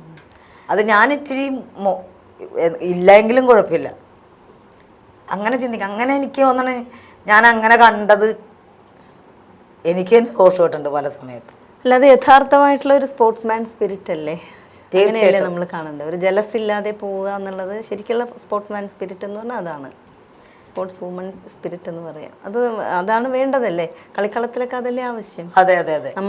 നമ്മൾക്ക് കിട്ടുന്ന, കാരണം നിങ്ങൾ അങ്ങനെ ഒരു വളരെ താഴ്ന്ന നിലയിൽ നിന്ന് വളരെ പ്രയത്നിച്ചുണ്ടാക്കിയ ഒരു ഇതായതുകൊണ്ട് തീർച്ചയായിട്ടും അത് ഉണ്ടാവാനേ സാധ്യതയുള്ളൂ. ജലസ് ഇല്ലാതെ അടുത്ത പ്ലെയറിനെ ഉണ്ടാക്കിയെടുക്കാം, അല്ലെങ്കിൽ നമ്മുടെ കൂടെ പ്ലെയേഴ്സിനെ ഉണ്ടാക്കിയെടുക്കാം, അവർക്ക് വേണ്ട കോച്ചിങ് കൊടുക്കാം, അല്ലെങ്കിൽ കോച്ചസിനെ തന്നെ ഉണ്ടാക്കിയെടുക്കാം എന്നുള്ളൊരു ഇതുണ്ടായത് നിങ്ങളുടെ ആ താഴ്ന്ന നിലയിലുള്ള എക്സ്പീരിയൻസ് തന്നെയാണ്. അതാ ഞാൻ പറഞ്ഞത്, ഞാൻ നേരത്തെ പറഞ്ഞില്ല. അപ്പോൾ അനിൽ സാറ് വന്നതിന് ശേഷം ഒരുപാട് കോഴ്സുകൾ വെച്ചു. ആ കോഴ്സുകളിലൊക്കെ ഞാനൊക്കെ 98, 99, 2000, 2001, 2002 അങ്ങനെയുള്ള എല്ലാ കോഴ്സും, ഇപ്പോൾ ബ്രിട്ടീഷ് കൗൺസിൽ കോഴ്സ് ആണെങ്കിൽ German coaching course, Inter Milan coaching course, ഇതിലൊക്കെ നമ്മളെ എടുത്തിട്ടത് നമുക്ക് ഫുട്ബോളിനോടൊരു പാഷൻ ഉണ്ടെന്ന് അദ്ദേഹത്തിന് അറിയാവുന്നതുകൊണ്ടാണ്. അത് ഞാൻ ശരിക്കും വർക്ക് ചെയ്തിട്ടുണ്ട്. അപ്പോഴാണ് നമ്മൾ കൂടുതൽ ഫുട്ബോളിൽ നമ്മൾ പഠിപ്പിച്ചതെല്ലാം തെറ്റാണെന്ന് തോന്നണത്. പഠിപ്പിക്കേണ്ട കുറേ കാര്യങ്ങളുണ്ട്, കുട്ടികളോട് നിൽക്കേണ്ട രീതികളുണ്ട്, സംസാരിക്കേണ്ട രീതികളുണ്ട്, പെരുമാറ്റത്തിൻ്റെ രീതികളുണ്ട്. അവർക്ക് എന്താണോ ഫുട്ബോൾ പഠിപ്പിച്ചു കൊടുക്കേണ്ടത്, അവരുടെ ബോഡിക്ക് എന്താണ് ആവശ്യം, ഇതെല്ലാം നമ്മൾ പഠിച്ചത് ആ കാലഘട്ടങ്ങളിലാണ്. അപ്പം അത് നമുക്ക് അപ്ലൈ ചെയ്യാൻ പറ്റിയ കുട്ടികളല്ല നമ്മുടെ അടുത്ത് വരുന്നത്. ശരിയാ. നമ്മുടെ അടുത്ത് വരുന്നത് ഈ നമുക്ക് അത്രയും ഇതൊന്നും ഇല്ലാതെ എന്ന് വെച്ചാൽ അങ്ങനത്തെ ഒരു സാഹചര്യം നമ്മുടെ ഈ കേരളത്തിൽ പല സ്ഥലങ്ങളിലും, ഇപ്പം ഇന്ത്യയിൽ തന്നെ യൂറോപ്യൻ ക്ലബ്ബുകളിലൊക്കെ ഇത്രയും കുട്ടികൾ ഉണ്ടാവണത് അവർ നഴ്സറി മുതൽ അവരുടെ ഡെവലപ്മെന്റ് അതുപോലത്തെ ആയിട്ടാണ്. നമുക്ക് അതേപോലെ ഡെവലപ്പ് ചെയ്യാനുള്ള ഒരു സാഹചര്യം ഇല്ലായ്മ ഉണ്ട്. അതിൽ നിന്നൊക്കെ ഒരു മാറ്റം വരുത്തി തന്നത് ഇപ്പോഴുള്ള നമ്മുടെ ശരിക്കും ഇന്ത്യ കണ്ട ഏറ്റവും നല്ലൊരു അസോസിയേഷൻ കേരള ഫുട്ബോൾ അസോസിയേഷൻ. ആ അസോസിയേഷൻ വന്നതിന് ശേഷം ഇപ്പോൾ അദ്ദേഹത്തിൻ്റെ ആ ഒരു ഇതിൽ നല്ല ടീമായാലും ടീം വർക്ക് ചെയ്യാനുള്ള കോച്ചുമാരായാലും എല്ലാം കൃത്യമായ കാര്യങ്ങൾ കൃത്യതയോടെ ചെയ്യാൻ ആൾക്കാരുണ്ട്. അപ്പം ശരിക്കും പറഞ്ഞാൽ ഇപ്പോൾ കേരളത്തിൽ ഒരുപാട് ഫുട്ബോൾ പ്ലേയേഴ്സ് ഉണ്ട്. എൻ്റെയൊക്കെ സാഹചര്യം വെച്ച് നോക്കുകയാണെങ്കിൽ ഒന്നും ഉണ്ടായിട്ടില്ല. ഞാനൊക്കെ വന്നതെല്ലാം ഫുട്ബോൾ മാത്രം കളിക്കാനേ അറിയാൻ പാടുള്ളൂ. അതുകൊണ്ട് ഫുട്ബോൾ മാത്രം. ഇന്ന് അങ്ങനെയല്ല, ഫുട്ബോൾ കളിച്ചല്ല എത്ര മണിക്കൂർ കളിക്കണം, എത്ര മണിക്കൂർ റെസ്റ്റ് എടുക്കണം, എന്തൊക്കെ കഴിക്കണം, എപ്പോൾ ഉറങ്ങണം എന്നെല്ലാം തീരുമാനിക്കാനുള്ള ഇത് നമ്മൾ പഠിച്ച്. പക്ഷെ ഞങ്ങളൊക്കെ അന്ന് കളിക്കാൻ കുറേ നേരം കളിക്കും. അതെ, പിന്നെ എപ്പോഴും പുഴയിൽ പോയി കുളിക്കും, കുളിക്കും. പുഴയിൽ കുറേ നീന്തും. അത് കഴിഞ്ഞിട്ട് വരും, വല്ലതും തിന്നാനുണ്ടെങ്കിൽ തിന്നും. ഇനി അതില്ലേ വീണ്ടും കളിക്കാൻ പോകും. അപ്പം അതിൻ്റെ സിസ്റ്റമാറ്റിക് ഇത് അവർ അതിൻ്റെ എല്ലാം, അതായത് അതിൻ്റെ ഫുൾ ക്ലാസ്സോടുകൂടിയാണ് അവർ ഇറങ്ങിത്തിരിക്കുന്നത് അല്ലേ? അപ്പോൾ ഇപ്പം എല്ലാം നമ്മൾ പഠിച്ചു. അപ്പോൾ അത് ഞാൻ ഇപ്പോഴല്ല കേട്ടോ, 2000 തന്നെ ഞങ്ങൾക്ക് ഈ കോഴ്സൊക്കെ തന്നു. പിന്നെ ഓരോ ലൈസൻസ് കോഴ്സുകളുണ്ട്. അപ്പോൾ അതിലൊക്കെ നമ്മൾ പഠിച്ചതെല്ലാം ഞാനൊക്കെ കളിച്ച ഫുട്ബോൾ വെച്ച്. പക്ഷെ ആ ഒരു കഷ്ടപ്പാടിൽ ഇപ്പം ഞാൻ നേരത്തെ മേഡത്തിനോട് പറഞ്ഞ പോലെ ഈ മുകളിൽ നിൽക്കുന്ന ബോള് മടക്കി ഇങ്ങനെ അടിക്കാൻ സിസർ കട്ടെന്നാണ് അതിൻ്റെ പേര്. അതടിക്കാൻ മുകളിലോട്ട് പോകുമ്പോൾ താഴത്തോട്ട് എങ്ങനെ വന്ന് വീഴുമെന്ന് പോലും പ്രതീക്ഷയില്ലാതെ പോണ, തലകുത്തി വീഴുവോ കൈകാലം ഒടിയോ ഒന്നും പ്രതീക്ഷയില്ല.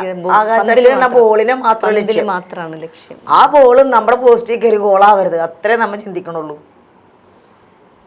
പക്ഷെ ഇന്നത്തെ അപ്പൊ ഈ സിസർ കട്ട് എന്നൊക്കെ പറയുന്ന അന്നേ എങ്ങനെ അത് സ്വയം പ്രാക്ടീസ് ചെയ്ത്? സത്യം പറഞ്ഞാൽ അങ്ങനെ ആ സിസർ കട്ടെന്നും പറഞ്ഞ അറിഞ്ഞു പഠിച്ചതൊന്നും അല്ല. ശരിക്കും വീഴാൻ പോയപ്പോ തലയും കുത്തി വീണതാ. തലയും കുത്തി വീണപ്പോ ബോള് മുട്ടിയതാണ്. പിന്നെ ഇത് IM Vijayan IM Vijayan sir അടിക്കണ കണ്ടിട്ടുണ്ട്. പിന്നെ അത് പഠിക്കാൻ ശ്രമിച്ചിട്ടുണ്ട്. അങ്ങനെ ഇട്ട് ബോൾ തന്നെത്താനെ ഇട്ട് പഠിച്ചതാ. അത് കഴിഞ്ഞിട്ട് സീന ഇപ്പോൾ നാഷണലിൽ കളിക്കാൻ പോയി. അതിനുശേഷം ഇപ്പോൾ IM വിജയൻ്റെ കാര്യം പറഞ്ഞപ്പോൾ ലേഡി IM വിജയൻ എന്നാണല്ലോ അറിയപ്പെടുന്നത് തന്നെ. IM വിജയനായിട്ട് കൂട്ടുണ്ടോ ഈ ഫുട്ബോൾ കൂട്ടുന്നത്? കാര്യങ്ങളൊക്കെ ഒരു സാധാരണ മനുഷ്യനെ പോലെ സ്റ്റേഡിയത്തിൽ ഇപ്പോഴും വരും കളിക്കാൻ, കോർപ്പറേഷൻ സ്റ്റേഡിയത്തിൽ തൃശ്ശൂർ. അവർ ഒരു വലിപ്പ ചെറുപ്പമില്ലാതെ മറ്റുള്ളവരോട് പെരുമാറാൻ അദ്ദേഹത്തിനോളം കഴിവുള്ള ഒരാളുണ്ടെന്ന് എനിക്ക് തോന്നണില്ല. ഇപ്പം ഈ പ്രീമിയർ ലീഗൊക്കെ ഇപ്പോൾ വന്നത് ISL സാറിൻ്റെ കാലഘട്ടത്തിലാണെങ്കിൽ ഏറ്റവും കോടികൾ മേടിക്കുന്ന ആള് തീർച്ചയായിട്ടും. ശരിയാണ്. ഇത്ര നല്ല കഴിവൊക്കെയുള്ള. ഇത് കഴിഞ്ഞിട്ട് ഇപ്പോൾ നാഷണൽ കളിച്ച് കഴിഞ്ഞിട്ട് സീന ഇന്റർനാഷണൽ ഇതിലേക്ക് പോയല്ലോ. അതിന്റെ ഒരു എങ്ങനെയാണ് അനുഭവം? അതിന്റെ ആരംഭം എങ്ങനെയായിരുന്നു ഇന്റർനാഷണൽ ഇതിലേക്ക്? നമ്മൾ കേരളത്തിന് വേണ്ടി കളിക്കാൻ ചെല്ലുമ്പോൾ നമ്മളവിടെ ബെസ്റ്റ് പ്ലേയേഴ്സിനൊക്കെ അവർ സെലക്ട് ചെയ്യും. അതിൽ നിന്ന് അവർ ക്യാമ്പ് നടത്തും. എല്ലാ സ്റ്റേറ്റിൽ നിന്നും ബെസ്റ്റ് പ്ലേയേഴ്സിനെ എടുത്ത് ക്യാമ്പ് നടത്തിയിട്ട് അതിൽ നിന്ന് നമ്മളെ 18 പേരെ 20 പേരെയാണ് ഇന്ത്യൻ ടീം കൊണ്ടുപോകുന്നത്. ആ ടീമിൽ കളിക്കാൻ പറ്റുക എന്ന് പറഞ്ഞാൽ നമ്മൾ അത്രയും 10, 90 പേരെ 100 പേരെയൊക്കെ എടുക്കണം. അതിൽ നിന്നാണ് ഈ 18 പേരെ എടുക്കണം. അപ്പം ശരിക്കും അനലൈസ് ചെയ്ത് ഷഫിൾ ചെയ്താണ് ഈ കുട്ടികൾ എടുക്കുന്നത്. ആ കുട്ടികളിൽ ഒരു കറയുമില്ലാത്ത പ്ലേയേഴ്സ് ആയിരിക്കും ഈ 20 പ്ലേയേഴ്സും. അപ്പം അന്ന് കളിച്ചപ്പം ഞാൻ എൻ്റെയൊക്കെ ഓർമ്മയില്ല ഇന്ത്യൻ ടീം ഇവിടുത്തെ ഒരു under 20 ആൺപിള്ളേരെയൊക്കെ അടിക്കും. അത്ര ക്വാളിറ്റിയുള്ള പ്ലേയേഴ്സായിരുന്നു. അപ്പോൾ അങ്ങനെ കളിക്കാനുള്ള കഴിവിലേക്ക് ആക്കി എടുക്കണത് അതേപോലത്തെ ക്യാമ്പുകളായിരുന്നു. അപ്പോൾ അങ്ങനെ നല്ല പിന്നെ ഇന്ത്യക്ക് വേണ്ടി പുറത്ത് കളിക്കാൻ പോയപ്പോൾ ഞാൻ നേരത്തെ പറഞ്ഞ പോലെ ജർമ്മനിയിലൊക്കെ ചെന്നപ്പോൾ അവരുടെ കളികൾ, അവരുടെ പെരുമാറ്റം, ആറ്റിറ്റ്യൂഡൊക്കെ ഭയങ്കര ഇതാണ്. നമ്മളെ ചെന്നപ്പോൾ ഡയറ്റ് ഒക്കെ എങ്ങനെയാണെന്നുള്ള നമ്മൾ ഇവിടെ അരിഭക്ഷണേ ഇല്ല. അരിഭക്ഷണം ഒന്നും കണ്ടിട്ടേ ഇല്ല. നമ്മൾ 10-25 ദിവസം ബ്രെഡ് അങ്ങനെയുള്ള സാധനങ്ങൾ, ഫിംഗർ ചിപ്സ് അങ്ങനത്തെ ഒക്കെ ഐറ്റംസ് ഒക്കെയാണ്. പക്ഷെ ഇതൊന്നും നമുക്ക് പറ്റില്ല. വിശപ്പ്. പക്ഷെ അവിടെ ചെല്ലുമ്പോ ആ ഒരു ഡയറ്റ് തന്നെയല്ലേ എടുത്തോണ്ട്? അതെ. വേറെ നമുക്ക് അങ്ങനെ അവിടുത്തെ കോച്ചസുമായിട്ടുള്ള എക്സ്പീരിയൻസ് അതൊക്കെ നല്ലോണം ഉപകാരപ്പെട്ടിട്ടുണ്ടോ? ഇല്ല, അവര് നമ്മളായിട്ട് അങ്ങനെ മിഗിൾ ചെയ്ത് നമുക്ക് ഇല്ല. പക്ഷെ ജർമ്മനിയിൽ നിന്ന് ഇവിടെ ഒരു കോച്ച് വന്ന് നമ്മളെ കോച്ചേഴ്സിനെ പഠിപ്പിച്ചിട്ടുണ്ട്. ഓ ശരി. അത് ഞാൻ നേരത്തെ പറഞ്ഞല്ലോ, അനിൽ സാർ അങ്ങനെ ഒരു സാഹചര്യങ്ങൾ ഉണ്ടാക്കി തന്നിട്ടുണ്ട്. അതൊക്കെ നമുക്ക് കിട്ടിയിട്ടുണ്ട്. അതെനിക്ക് 99-ലായിരുന്നു. ഇപ്പോൾ ഒരു സ്ത്രീ കളിക്കുന്ന എന്നുള്ള ഒരു ഇത് നമ്മുടെ സൊസൈറ്റിയും അല്ലെങ്കിൽ നമ്മളുടെ വീട്ടുകാരും ബന്ധുക്കളും ഒന്നും അംഗീകരിക്കാത്തൊരു കാര്യമാണ്. അതിലേറെ വേദനിപ്പിച്ച അനുഭവങ്ങൾ എന്തെങ്കിലും സീനയ്ക്ക് ഉണ്ടായിട്ടുണ്ടോ? സ്ത്രീ കളിക്കുന്ന എന്തെങ്കിലും വിവേചനങ്ങൾ? അത് ഇപ്പോഴും ഉണ്ടല്ലോ. അത് വിവേചനം മാത്രമേ ഉള്ളൂ. നമ്മൾ അതേ വലിപ്പമുള്ള ബോളും അതേ വലിപ്പമുള്ള ഗ്രൗണ്ടിൽ അതേ ഡ്യൂറൻസ്, അത് 90 മിനിറ്റ്സാണ് ഞങ്ങൾ കളിക്കുന്നത്. പക്ഷേ സ്ഥാനമാനങ്ങൾ വരുമ്പോൾ നമുക്ക് വിലക്കുറവുണ്ട്. അതിൽ വേറൊരു കാര്യം കൂടിയുണ്ട്. ആൺകുട്ടികൾ ഓരോ പൊസിഷനിൽ എത്തണുണ്ട്, നമ്മളത് എത്തുന്നില്ല. അതായിരിക്കും. സ്ത്രീ ആയതുകൊണ്ടല്ല, സ്ത്രീകളുടെ കളി ചിലപ്പോൾ അത്ര മികവ് കാണിക്കാത്തതുകൊണ്ട്, പൊസിഷൻ എത്താത്തത് കൊണ്ടായിരിക്കാം.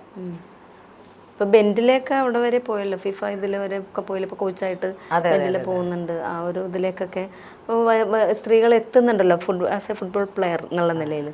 ഇപ്പം ഈ ഒരു ഇതിൽ തന്നെ നിന്നുകൊണ്ട് സീനയ്ക്ക് ഇപ്പം കളികളിൽ അപകടങ്ങളുണ്ടാവാം, പരിക്കുകളുണ്ടാവാം, അങ്ങനെ ഒരു ദുഃഖകരമായ ഏറ്റവും വേദനിപ്പിക്കുന്ന എന്തെങ്കിലും കുറേ നാൾ മാറി നിൽക്കേണ്ട അങ്ങനെ എന്തെങ്കിലും ഉണ്ടായിട്ടുണ്ടോ?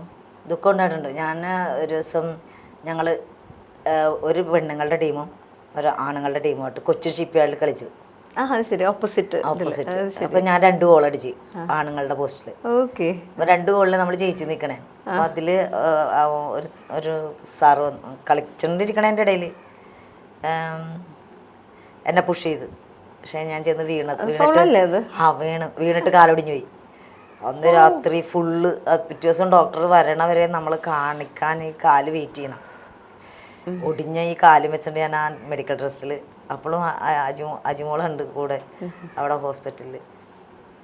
നേരം വെളുത്ത് 11 മണിക്ക് ഡോക്ടർ ഒരു നേരമുള്ള കിടപ്പ് ആലോചിക്കാൻ പറ്റില്ല. അത് ഓപ്പറേഷൻ ചെയ്തത് 12 മണിക്കാണ് ഉച്ചക്ക്. റോഡ് ഇട്ടിട്ടുണ്ട്. ഭയങ്കര വേദന. റോഡ് ഇടേണ്ടി വന്നോ? ഞാൻ അവസാനം സാറിനോട്, സാറേ എനിക്ക് ഇത്തിരി വിഷം തരും, ഞാൻ ചത്തോളാന്ന് പറഞ്ഞു. അത്ര വേദന. അപ്പം പിള്ളേരോട് എനിക്ക് പറയാനുള്ളത്, സൂക്ഷിച്ച് ശ്രദ്ധിച്ച് നമുക്ക് എന്തൊക്കെ ഇത് വേണോ അതെല്ലാം ഗാർഡ് ചെയ്യണം, എല്ലാം വെച്ചിട്ട് തന്നെ കളിക്കാൻ ഇറങ്ങണം. ഈ ഷിങ്കാടൊന്നും വെക്കാതെ പല പിള്ളേരും ഇറങ്ങാറുണ്ട്. അശ്രദ്ധയാണ് അത് അപകടത്തിന് കാരണം. ഇതിപ്പോൾ ഞാൻ അൺഅക്സെപ്റ്റഡ് ആയിട്ട് വന്ന് പുള്ളി പുഷ് ചെയ്തതുകൊണ്ടാണ്. ഞാനത് പ്രതീക്ഷിക്കുന്ന സമയത്ത് ഫ്രണ്ടിൽ നിന്നാണോ അല്ലെങ്കിൽ അതൊന്ന് ഞാൻ നോക്കും. കാരണം എനിക്കറിയാൻ പറ്റും പുള്ളി എത്ര ഇതാണെങ്കിലും. അത് പക്ഷെ ഞാൻ അങ്ങനെ വിഷൻ പ്ലേ ഉള്ള ആളാണ്. ശരിക്കും ഞാൻ തിരിഞ്ഞു നോക്കി കളിക്കുന്ന ഒരാളാണ്. ഇത് ഒട്ടും ശ്രദ്ധിച്ചില്ലേ. അതെന്റെ ശ്രദ്ധക്കുറവാണ്, മറ്റുള്ളവരുടെ ഒരു വീഴ്ചയല്ല. അത് നമ്മളെ ശ്രദ്ധിക്കണമായിരുന്നു. കളിക്കാനാണ് നിൽക്കുന്നത് എന്നുള്ള ബോധം നമുക്ക് എപ്പോഴും ഉണ്ടാവണം. പ്രസന്റ് മൈൻഡ് എപ്പോഴും നമ്മൾ ഗ്രൗണ്ടിൽ ഉണ്ടായിരിക്കണം. ഗ്രൗണ്ടിലില്ലാത്ത മൈൻഡ് വന്നാൽ നമുക്ക് പെട്ടെന്ന് അപകടങ്ങൾ വരാൻ സാധ്യത കൂടുതലാണ്. ഗാർഡാണെങ്കിൽ എല്ലാ സാധനവും പെർഫെക്റ്റായിട്ട് ധരിച്ചുകൊണ്ട് തന്നെ കളിക്കാൻ എന്നുള്ളതാണ് എനിക്ക് പറയാനുള്ളത്. ഒരു ചെറിയ വേദനയാണെങ്കിൽ അത് വേദന തന്നെയാണ്. ഒരു മുട്ട് സൂചി കൊണ്ടാലും നമുക്ക് വേദനയാണ്. അപ്പം ഇത്രയും വലിയ കാലൊക്കെ ഒടിയുക അങ്ങനെയൊക്കെ വരുന്ന ആ ഒരു റെസ്റ്റ് മാറി നിൽക്കേണ്ടി വന്നോ? ഫീൽഡിൽ നിന്ന് കുറച്ചാൾ മാറിയെന്ന്. എന്നാലും ഞാനിത് വെച്ച് കളിക്കും, ഇപ്പോഴും കളിക്കും. അതൊന്നൊരു വിഷയമല്ല.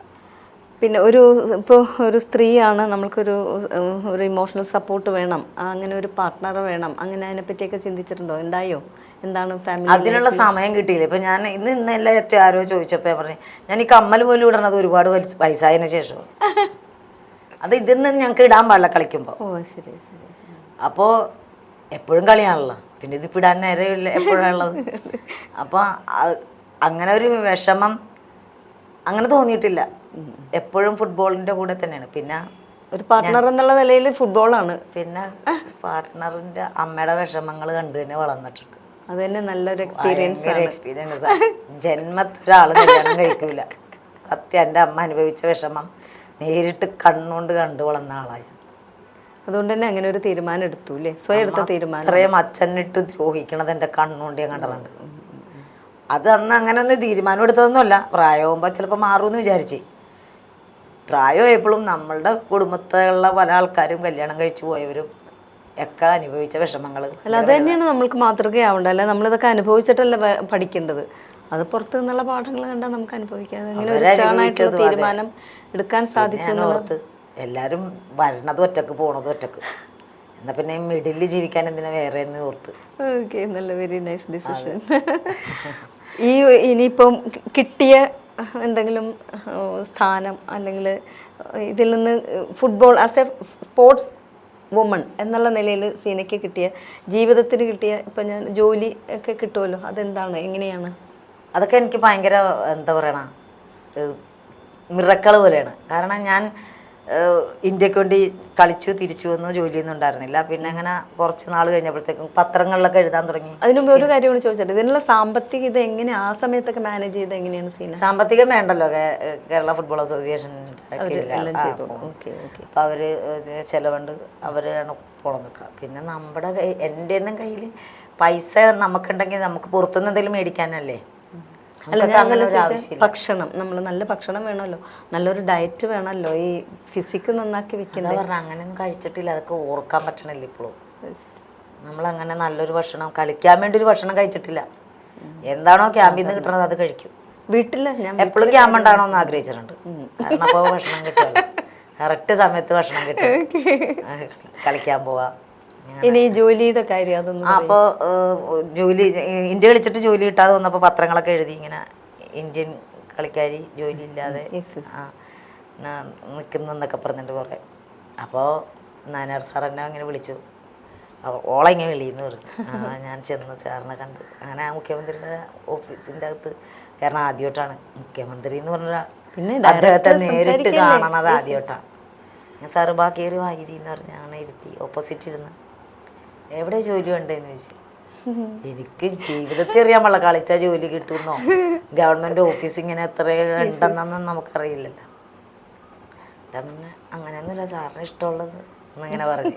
ഭയങ്കര ഭവ്യത്തോടെ ഇങ്ങനെ പറഞ്ഞിങ്ങനെ. അതൊക്കെ കഴിഞ്ഞ് സർട്ടിഫിക്കറ്റ് വെരിഫിക്കേഷനൊക്കെ അത് കഴിഞ്ഞ് ഞാനിങ്ങ് പോന്നു. ഒരാഴ്ച കഴിഞ്ഞപ്പോഴത്തേക്കും സർക്കാർ സീനക്ക് ജോലി കൊടുക്കാൻ തീരുമാനിച്ചു എന്നും പറഞ്ഞു ടി വിയിൽ വാർത്ത. ഞാൻ തിരിഞ്ഞു നോക്കിയപ്പോൾ എന്നെ കാണും. ഞാൻ ഒറ്റ ചാട്ടായിരുന്നു എഴുന്നേറ്റ് നിന്നിട്ട്. ഞാൻ തന്നെയാണല്ല, ഞാനത് ഇനി വേറെ സീനൊക്കെ ആയിരിക്കും പറഞ്ഞു, വല്ല അത്ലറ്റ് അല്ല വേറെ എന്തെങ്കിലും ആയിരിക്കും. അപ്പം ഇല്ല, ഫുട്ബോൾ താരം സീനൊക്കെ തന്നെയാണ്. പിന്നെ ഞാൻ അതൊക്കെ വലിയൊരു നല്ല കേൾക്കാൻ നല്ലൊരു ഭയങ്കര അനുഭവം വരുന്നത് ആ നിമിഷമൊക്കെ. സ്വപ്നത്തിൽ വിചാരിച്ചിട്ടില്ല അങ്ങനെ ഒരു ജോലി കിട്ടുമെന്ന്. അപ്പം അതൊക്കെ കിട്ടിയത് ശരിക്കും ഞാനിപ്പോൾ എന്തെങ്കിലും ആയിട്ടുണ്ടെങ്കിൽ ഫുട്ബോളിനെ ഞാൻ സ്നേഹിച്ചത് കൊണ്ടാണ്. ഫുട്ബോൾ എന്നെ തിരിച്ച് സ്നേഹിച്ചെന്ന് ഞാൻ വിശ്വസിക്കുന്നു. കാരണം എപ്പോഴും ഉണ്ടാവും എൻ്റെ അടുത്തൊരു ബോള്. വീട്ടിൽ നിൽക്കണമെങ്കിൽ ഞാൻ വെറുതെ ഇങ്ങനെ പുഷ്പാസ് ചെയ്തുകൊണ്ടിരിക്കും. ഇപ്പം പോലും ചെയ്തിട്ടിരിക്കും. ഒരു ബോൾ എയറടിച്ചിട്ട് അവിടെ ആ ഹാളിലുണ്ടാവും. അപ്പം എപ്പോഴൊക്കെ ആ ബോളിനോട് എന്തെങ്കിലുമൊക്കെ കാണിക്കണം, ഒരു സ്കില്ല് ചെയ്യാൻ തോന്നിയാൽ ഞാൻ അപ്പം തന്നെ അത് പഠിക്കും. ഫുട്ബോളിന്റെ അതിനൊരു ജീവനുണ്ട്, ഒരു ആത്മാവുണ്ട് എന്ന് നമുക്ക് അങ്ങനെ ഒരു അടുപ്പുണ്ട്, ആത്മബന്ധം അല്ലേ? തീർച്ചയായിട്ടും ഫുട്ബോളിൽ ഞാൻ വിളിക്കുന്നിടത്തോട്ട് ബോൾ വരും എന്ന് തോന്നി തുടങ്ങി. സാധാരണ ബോൾ വിളിക്കുന്നിടത്തോട്ട് നമ്മൾ ചെല്ലണം ഓടി. ഇതിപ്പോ നമ്മൾ വിളിക്കുന്നിടത്തോട്ട് വരും എന്നുള്ള അത്ര ആത്മബന്ധമായി നാച്ചുറൽ ഇതുണ്ട് സീന. അതുകൊണ്ട് തന്നെയാണ് സംഭവിച്ചത്. അത്ര ഞാൻ സ്നേഹിച്ചിട്ടുണ്ട്. എനിക്ക് ഇപ്പോഴും കളിച്ച് മതിയായിട്ടില്ല. എന്നെ ഞാൻ വേറൊരു രീതി പറയണല്ല, പക്ഷെ എൻ്റെ കളി എനിക്ക് ഭയങ്കര ഇഷ്ടം. സത്യം. ശരി. അതാണ് ഏറ്റവും വലിയ ഇഷ്ടം. ഏറ്റവും കറക്റ്റ് പോയിന്റ് അതാണ്. സ്വയം വിലമതിക്കാൻ പറ്റുന്ന അവസ്ഥ. എൻ്റെ കളി എനിക്ക് ഭയങ്കര ഇഷ്ടം. എനിക്കറിയില്ല എന്താണെന്നറിയില്ല. അത് തന്നെയാണ് ഒരു മറ്റ് ആൾക്കാരോട് നമുക്ക് കൊടുക്കാനുള്ള ഒരു നല്ല മെസ്സേജ് തന്നെയാണ്. കളിച്ച് മതിയായിട്ടില്ല സത്യം. അത് ഞാൻ എൻ്റെ മരിക്കണ വരെ ചിലപ്പോൾ ആവതുണ്ടെങ്കിൽ ഞാൻ കളിക്കും. ഞാൻ അതിനൊരു ഇത് പറയാന്ന് വെച്ചെന്നാൽ, ഇപ്പോൾ സീന പറഞ്ഞില്ലേ, സീനയുടെ കളി രീതി, ആ ടെക്നിക്ക്, ആ ഒരു സ്റ്റൈൽ ഓഫ് പ്ലേയിങ്, അത് സീനയ്ക്ക് ഇഷ്ടമാണെന്ന് പറഞ്ഞാൽ അത് എല്ലാവർക്കും കൊടുക്കാവുന്ന ഒരു നല്ലൊരു മെസ്സേജാണ്. ഓരോ പ്ലെയേഴ്സും നമ്മൾ അങ്ങോട്ട് നോക്കിയാണ് ഇരിക്കുന്നത്, അതേസമയം നമ്മളിലേക്ക് നോക്കുക എന്നുള്ളത് വളരെ കുറവാണ്. അപ്പോൾ അത് ആ ഒരു പോയിന്റ് മറ്റ് പ്ലെയേഴ്സിന് കൊടുക്കാവുന്ന ഏറ്റവും നല്ലൊരു മെസ്സേജാണ് സീന കൊടുത്തിരിക്കുന്നത്. നമ്മളുടെ രീതി, എൻ്റെ കളി സ്റ്റൈൽ, അതെനിക്കിഷ്ടമാണെന്ന് പറയുന്നത് നിങ്ങൾ മനസ്സിലാക്കിയിട്ടുണ്ട്. നിങ്ങളൊരു as A player, football player എന്നുള്ള നിലയിൽ സീനയെ വളരെയധികം വാല്യൂ ചെയ്യുന്നു. അത് തന്നെയാണ് നിങ്ങളുടെ വളർച്ചയുടെ ഏറ്റവും പ്രധാനപ്പെട്ട പോയിന്റ്.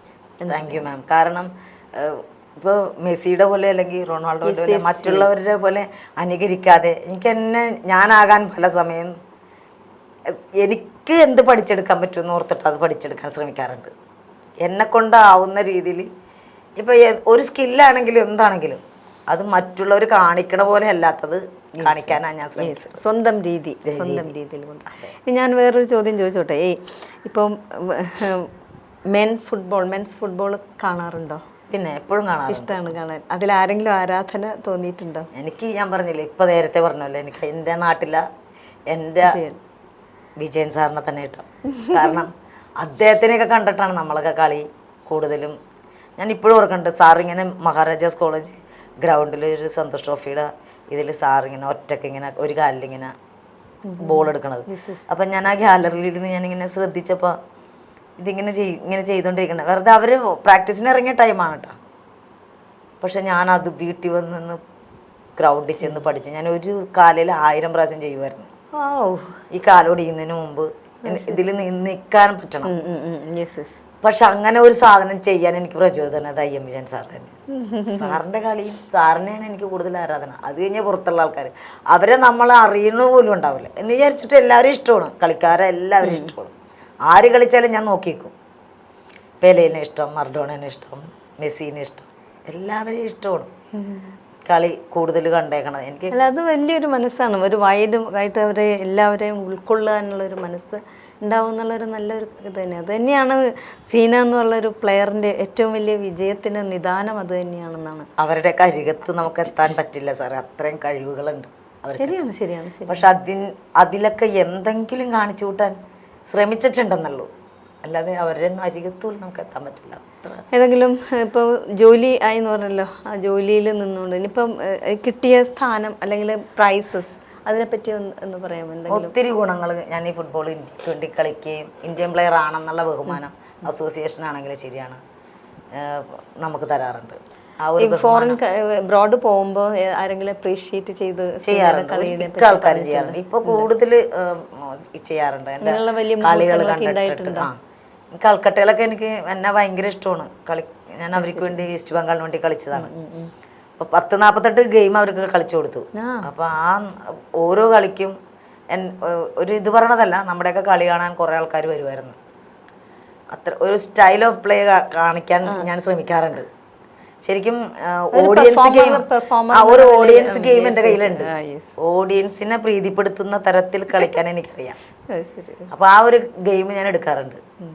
അത് ടെക്നിക്കാണെങ്കിൽ സാധാരണ പെണ്ണുങ്ങൾ അങ്ങനെ കളിക്കാറില്ല എന്നാണല്ല പറയാറ്. അതിൽ നിന്നും വ്യത്യസ്തമായി കളിക്കാൻ ശ്രമിക്കാറുണ്ട്. അതിൻ്റെ ചിലപ്പോൾ ഒരു ക്വാളിറ്റി എനിക്ക് കളിയിലുണ്ടെന്ന് എനിക്ക് തോന്നാറുണ്ട്. അതാണ് ഞാൻ പറഞ്ഞത്, നേരത്തെ പറഞ്ഞത് സ്റ്റൈൽ ഓഫ് പ്ലേയിങ് ഇഷ്ടമാണ്. Style of playing I love myself. അതുകൊണ്ട് തന്നെയാണ് മറ്റുള്ളവരെ നിങ്ങൾക്ക് സ്നേഹിക്കാൻ പറ്റുന്നത്, ഒരു സംശയമില്ല ആ കാര്യത്തിൽ. അതുകൊണ്ടാണ് സീനയെ ഇഷ്ടപ്പെടുന്നത്. അതോടൊപ്പം ആ മനസ്സ് തന്നെയാണ് നിങ്ങൾക്ക് മറ്റുള്ളവരിലേക്കും I love myself and others also എന്ന് പറയുന്നത്. അത് റീസൺ. അവിടെ നമ്മൾ കളിക്കാൻ പോകുമ്പോൾ ഇപ്പം സീന അങ്ങനെ ഒരു ഇത് അങ്ങനെ കുറെ പത്രങ്ങളൊക്കെ എഴുതുമായിരുന്നു. സീനക്ക കമാൽ ദേഖ്നെ കെ ലിയെ ടി നറിയ സ്റ്റേഡിയമേ ആയി എന്നും പറഞ്ഞു പരസ്യമൊക്കെ വന്നിട്ടുണ്ട്. അത് ഞാൻ വെട്ടി വെച്ചിട്ടുണ്ട്. ഇടയ്ക്കൊക്കെ കാണുമ്പോൾ ഒരു സന്തോഷമാണ്, നമ്മൾ ഇങ്ങനെയൊക്കെ കളിച്ചിരുന്നേച്ചല്ലാന്ന് ഓർക്കുമ്പോൾ. അപ്പോൾ അങ്ങനെയൊക്കെ പറയണമെന്നുണ്ടെങ്കിൽ നമ്മൾ എന്തെങ്കിലുമൊക്കെ കാണിച്ചിട്ടുണ്ടെന്നുള്ളത് ഒരു തോന്നലായിരുന്നു. അപ്പൊ എല്ലാ ദിവസവും ഓരോന്ന് പഠിക്കാനുള്ള ശ്രമങ്ങളാണ്, ഗ്രൗണ്ടിലാണെങ്കിലും ഇതാണെങ്കിലും. പിന്നെ കുട്ടികളെ പഠിപ്പിക്കണതിലും ഞാൻ ഭയങ്കര സ്നേഹത്തോടെ പഠിപ്പിക്കുന്ന ഒരാളാണ്.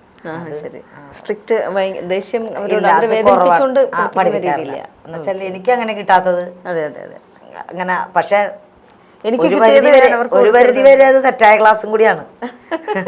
വേറെ ഇപ്പൊ പിള്ളേർ അങ്ങനെയാണല്ലോ, അത്യാവശ്യം അത് വേണം, ഇല്ലെങ്കിൽ അത് ശരിയല്ലത്, ആ ക്ലാസ് ശരിയല്ലെന്നാണ് അതിൻ്റെ അർത്ഥം.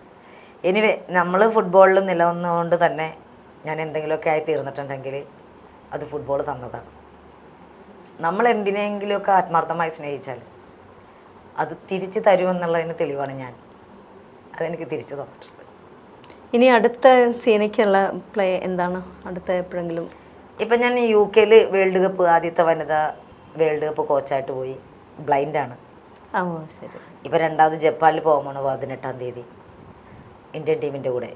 അപ്പോൾ നമ്മൾ കണ്ണറിയുന്നതിനേക്കാൾ പരിധികൾ ആ ഒരു ഇതിൽ നിന്നുകൊണ്ട് അവർ കളിച്ച കളിയിൽ നോക്കുമ്പോൾ കൂടുതൽ പ്രകാശം തോന്നും. അവർ കാണാതെ, ഈ ലോകത്തെ കാണാതെ, ലോകത്തിൻ്റെ കളർ കാണാതെ, വെട്ടം കാണാതെ അവർ കളിക്കുന്ന കളി ആണല്ലോ നമ്മൾ ഇത്ര നാളും കണ്ടുകൊണ്ട് കളിച്ചത് എന്ന് ഓർക്കുമ്പോൾ ഭയങ്കര ഒരു അനുഭവം തന്നെയാണത്. ആ പിള്ളേർ കളിക്കണത് ഒരു ശ്രദ്ധയാണ്, അവരുടെ കണ്ണാണ് ഞാൻ. എൻ്റെ ശബ്ദത്തിലൂടെയാണ് ബോളിലേക്ക് റൈറ്റ് ആവും, മാറും എന്നൊക്കെ പറയുമ്പോൾ ആ കറക്റ്റ് ദിശയിലോട്ട് അവർക്ക് അടിക്കാൻ പറ്റണത്. തുമര ധായി മേ ഏക് ആദ്മിയെ ബോൾ പക്കടക്കെ പീച്ചെ മേരാ ആവാസ് സുൻകെ ഖേലോ എന്നൊക്കെ പറയുമ്പോൾ അവർ നമ്മുടെ ശബ്ദത്തെ ഇങ്ങനെ കേൾക്കുന്നത്. അതിലേക്ക് ഞാൻ എന്നെ കൊണ്ടുവന്നത് സുനിൽ ജെ മാത്യു എന്ന് പറയുന്ന അതിൻ്റെ ഫൗണ്ടറാണ്. നല്ല മനുഷ്യനാണ്, കൊച്ചിയാണ്. അദ്ദേഹമാണ് അതിൻ്റെ ബ്ലൈൻഡിൻ്റെ എല്ലാ കാര്യങ്ങളും നോക്കണം. അപ്പം അതും കൂടി എനിക്ക് ചെയ്യാൻ പറ്റിയത് ഈ ഫുട്ബോളിനോടുള്ള പാഷൻ തന്നെയാണ്. സീനയെ സംബന്ധിച്ചിടത്തോളം സീന ഇപ്പം ഒരു ഫുട്ബോൾ പ്ലെയർ ആയിരിക്കെ തന്നെ ഒരു സ്ത്രീയാണ്. അല്ല, നമ്മളിപ്പോൾ ഒരു സ്ത്രീ, ഒരു മനുഷ്യൻ എന്ന് പറഞ്ഞൊരു പാതി പുരുഷനും പാതി സ്ത്രീയുമാണല്ലോ. ഇതിൽ രണ്ടും പകുതി കറക്റ്റായിട്ട് വന്നിട്ട് അതിൻ്റെ ഒരു പ്രകാശനം നടത്തിയ ഒരു സ്ത്രീ, അതായത് ഒരു പുരുഷൻ, നിങ്ങളിലുള്ള പൗരുഷത്തെ നിങ്ങൾ ഫുട്ബോൾ പ്ലെയർ ആയി. പുരുഷന്റെ പകുതി ഞാൻ ഫുട്ബോൾ കാണിച്ച് കരച്ചിലാണെങ്കിലും കാര്യങ്ങളാണെങ്കിലും സ്ത്രീകളുടെ സ്ത്രൈണഭാവവും വരുന്നുണ്ട്. ശരിയായുള്ള ഒരു ഞാൻ എൻ്റെ ഇതിൽ പറയും, എൻ്റെ കാഴ്ചയിൽ ഞാൻ കാണുന്നത് ഒരു യഥാർത്ഥ സ്ത്രീ, പുരുഷനും സ്ത്രീയും ഉൾക്കൊണ്ട ഒരു യഥാർത്ഥ സ്ത്രീ ആയിട്ടാണ് എനിക്കൊക്കെ ഫീൽ ചെയ്യുന്നത്.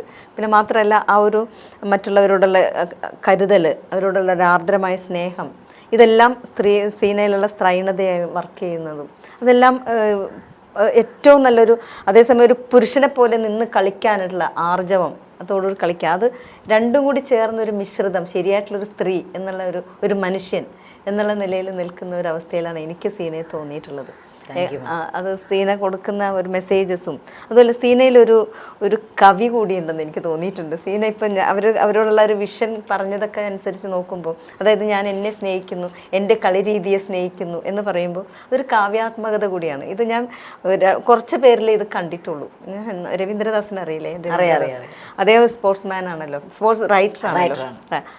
അദ്ദേഹത്തിൻ്റെ ഭാഷ, റൈറ്റിംഗ് ക്രാഫ്റ്റ്, അത് ഈ പറഞ്ഞ പോലെ ഞാൻ എപ്പോഴും പറയാറുണ്ട്, ഒരു കാവ്യാത്മകമായിട്ട് സ്പോർട്സ് റൈറ്റിംഗ് നടത്തുന്ന ഒരു ലേഖകനാണ് എന്ന് പറഞ്ഞ പോലെ കാവ്യാത്മകമായിട്ട് ഒരു കവിത്വത്തോടു കൂടി കളിക്കാൻ പറ്റിയ ഒരു സ്ത്രീ എന്നുള്ള നിലയിൽ ഞാൻ സീനയെ കാണുന്നു. വളരെ സന്തോഷം. Thank you. ഇങ്ങനെ മാതൃദേശത്തിന് ഇങ്ങനെ ഒരു അഭിമുഖം തരാൻ സീന ഇവിടെ വരെ വന്നതും അഭിമാനപൂർവ്വം എനിക്കിത് ചെയ്യാൻ സാധിച്ചു എന്നുള്ളതും എൻ്റെ വ്യക്തിപരമായിട്ടുള്ള മാതൃദേശത്തിന് വേണ്ടിയും ഏറ്റവും ഹൃദയം നിറഞ്ഞ നന്ദിയും സന്തോഷം അറിയിക്കുന്നു. Thank you so much. നന്ദി. ചൂഗുണിക്കുമ്പോഴൊക്കെയും തെറ്റുന്നു ജീവിത പുസ്തകത്താൾ, കാണാക്കണക്കിൻ കടങ്ങളിൽ കണ്ണുനീർ പേനത്തലപ്പിൽ നുതിർന്നു വീണു, ദുഃഖിക്കുവാൻ വേണ്ടി മാത്രമായെന്തിനി നിർബന്ധ ജീവിതമാർക്കു വേണ്ടി. പ്രിയമുള്ള രാക്കിളി നീ നിന്റെ പാട്ടിലെ ചോദ്യം വിഷാദം മുതിർന്നു വന്നു, ദുഃഖിക്കുവാൻ വേണ്ടി മാത്രമായെന്തിനി നിർബന്ധ ജീവിതം ആർക്കു